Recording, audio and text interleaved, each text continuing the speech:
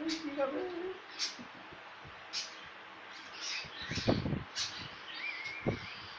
ਉਹ ਲੜਨਾ ਹੀ ਹੈਗਾ ਆ ਲੋ ਪਾਪਾ ਕੋਲ ਹੈਗਾ ਉਹਦੇ ਉੱਤੇ ਕਰਨਾ ਹੈਗਾ ਉਹਦੇ ਸਾਰੀ ਜਾਂਦੀਆਂ ਦੁਬਾਰਾ